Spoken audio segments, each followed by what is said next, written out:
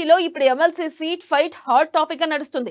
తాము పార్టీ కోసం కష్టపడ్డాం, మీరు నచ్చజెప్తే విని సీటు త్యాగం చేశాం, ఇప్పుడు నన్ను మండలికి పంపండి అంటూ హస్తం లీడర్లు ఓ రేంజ్ లో లాబియింగ్ చేస్తున్నారట. పార్టీకి దక్కబోయే 4 స్థానాల్లో నాకొకటి ఇవ్వండి అంటూ అరడజను మంది రెడ్డి లీడర్లు రేస్ లో ఉన్నారు. ఒక్క ఛాన్స్ ప్లీజ్ అని లాబింగ్ చేస్తున్న ఆ రెడ్డి లీడర్లు ఎవరు? పార్టీ ఎవరి వైపు మొగ్గు చూపే అవకాశం ఉంది? సీనియారిటీకి పట్టం కడుతుందా లేదా త్యాగానికి ఫలితం ఇవ్వబోతుందా? Let's watch.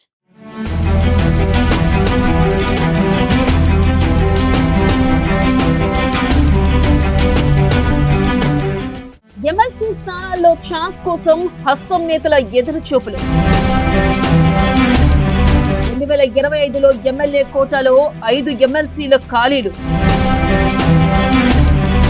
సామాజిక సమీకరణాల ప్రకారం టికెట్లు 2 బీసీ, 1 ఎస్సీ, మరొకటి రెడ్డిలకు. రెడ్డి సామాజిక వర్గం నుంచి ఎవరా లక్కీ పర్సన్? ఒక్క సీటు కోసం పోటీ పడుతున్న 6 నేతలు. సీనియారిటీకి అధిష్టానం పట్టం కడుతుందా? సీటు త్యాగం చేసిన నేతలకు గిఫ్ట్ ఇవ్వబోతుందా?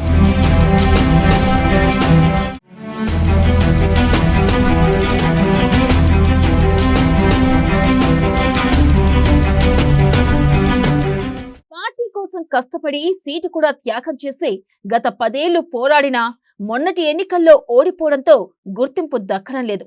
అధికార పార్టీలో ఉండి కూడా అపోజిషన్ లో ఉన్నట్లే ఉందని తెగ బాధపడిపోతున్నారు కొందరు హస్తం నేతలు. త్వరలో ఖాళీ కాబోయే ఎమ్మెల్సీ స్థానాల్లో అవకాశం ఇవ్వాలని కోరుతున్నారట. వచ్చే ఏడాదిలో 5 ఎమ్మెల్యే కోట ఎమ్మెల్సీ స్థానాలు ఖాళీ కాబోతున్నాయి. సంఖ్యాపరంగా అధికార పార్టీ కాంగ్రెస్ కు 4 స్థానాలు దక్కనున్నాయి.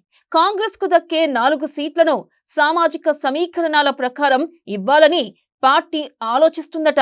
2 బీసీలకు, 1 ఎస్సీకి, మరొకటి రెడ్డి సామాజిక వర్గ నేతకు ఇవ్వాలని పార్టీ భావిస్తున్నట్లు తెలుస్తుంది.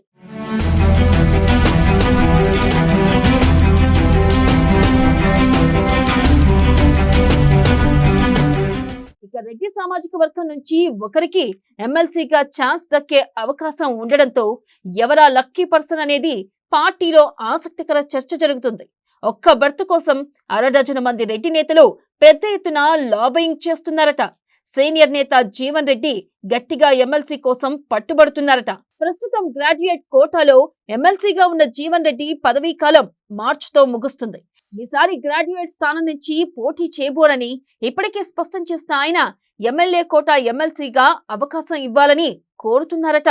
ఇక జగిత్యాలలో బీఆర్ఎస్ నుంచి గెలిచిన ఎమ్మెల్యే డాక్టర్ సంజయ్ కాంగ్రెస్ లోకి తీసుకోవడంపై తీవ్ర అభ్యంతరం తెలిపారు జీవన్ రెడ్డి. తన అసంతృప్తిని పార్టీ దృష్టికి తీసుకెళ్లారు. ఈ నేపథ్యంలో తనకు గౌరవం ఇవ్వాలనుకుంటే ఎమ్మెల్సీని చెయ్యాలని కోరుతున్నారట జీవన్ రెడ్డి.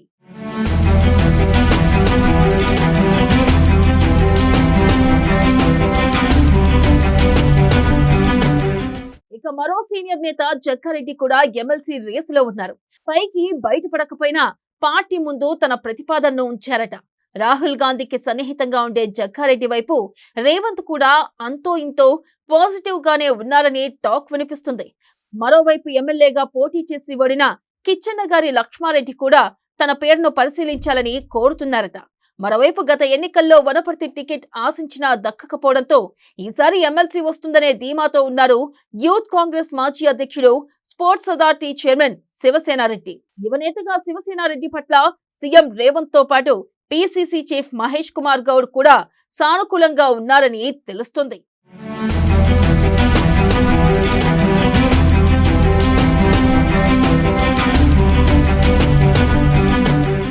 ఇక ఎమ్మెల్సీ ఛాన్స్ కోసం మహేశ్వర నియోజకవర్గానికి చెందిన పారిజాత నరసింహారెడ్డి గట్టి ప్రయత్నాలు చేస్తున్నారు. మహిళా కోటాతో పాటు చివరి నిమిషంలో ఎమ్మెల్యే టికెట్ మిస్ కావడంతో ఎమ్మెల్సీగానైనా అవకాశం ఇవ్వాలని కోరుతున్నారు. ఇక రంగారెడ్డి జిల్లాకు చెందిన నాయకురాలు, పైగా ఫైనాన్షియల్ గా చాలా స్ట్రాంగ్ కావడంతో అవకాశం ఇవ్వాలని పార్టీ పెద్దల దృష్టికి తీసుకెళ్తున్నట్లు తెలుస్తోంది. అదే నియోజకవర్గానికి చెందిన సీనియర్ నేత దీప భాస్కర్ రెడ్డి కూడా పార్టీకి చేసిన సేవలను దృష్టిలో పెట్టుకుని అవకాశం కల్పించాలని కోరుతున్నారు. ఎమ్మెల్యే టికెట్ దక్కని మరో నేత మేడ్చల్ మల్కాజ్గిరి జిల్లా అధ్యక్షుడు హరివర్ధన్ రెడ్డి కూడా ఎమ్మెల్సీ పదవి అడుగుతున్నారు. తనకు ఎమ్మెల్యే టికెట్ దక్కనప్పుడు తర్వాత వచ్చే అవకాశాల్లో మొదటి ప్రాధాన్యం ఉంటుందని ఇచ్చిన హామీని ప్రస్తావిస్తున్నారట.